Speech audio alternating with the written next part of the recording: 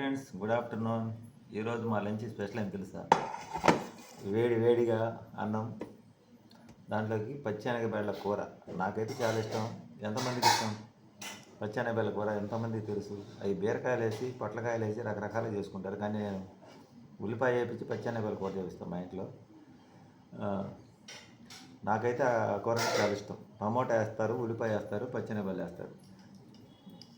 ఇదో ఇలా ఉంటుందండి పచ్చెనగపప్పు కూర. అంటే చూస్తున్నారు కదా, ఇది మేము చేసుకునే స్టైల్లో. ఇది చాలా బాగుంటుంది కూర అయితే మాత్రం. వేడి కన్నా కూడా చల్లబడిన తర్వాత ఇంకా బాగుంటుంది. సాయంత్రం పూటకి చల్లదనంలోకి భలే టేస్ట్ వస్తుంది. మరి మీరు ఎంతమందికి ఇష్టమో? టమాటా, ఉల్లిపాయ ముందుగా నానబెట్టుకోవాలి. పప్పు అరగంట ముందు నానబెట్టుకుని తర్వాత చేసుకోవాలి. టమాటా ఒక టమాటా వేసుకోవాలి, ఉల్లిపాయలు ఎక్కువ వేసుకోవాలా. కూర అయితే మాత్రం సూపర్గా ఉంటుంది. దీంట్లో ఇంకా కొంచెం మసాలా వేసుకుంటే ఇంకా బాగుంటుంది. మాకేంటంటే గ్యాస్ స్టవ్లో వస్తుంది అనేసి మసాలా అయితే వేయను. ఈసారి కంపల్సరీగా వీడియో పెడతా.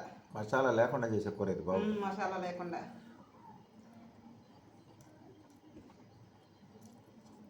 ఎలా ఉంది కూర?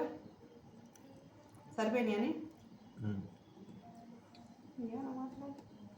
అదండి సంగతి. మా వీడియోలు నచ్చితే లైక్ చేయండి, షేర్ చేయండి, సబ్స్క్రైబ్ చేయండి, మమ్మల్ని సపోర్ట్ చేయండి. కొంచెం మమ్మల్ని కూడా సపోర్ట్ చేయండి. ఎందుకంటే మేము వీడియోలు చాలా కష్టపడి తీస్తున్నాము. వీడియోలు ఎడిట్ చేయడం కష్టమే, తీయడం కష్టమే.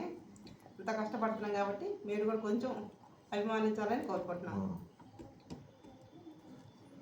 బాయ్ చెప్పి బాయ్ అండి. లైక్ చేయండి, సబ్స్క్రైబ్ చేసుకోండి, సపోర్ట్ చేయండి.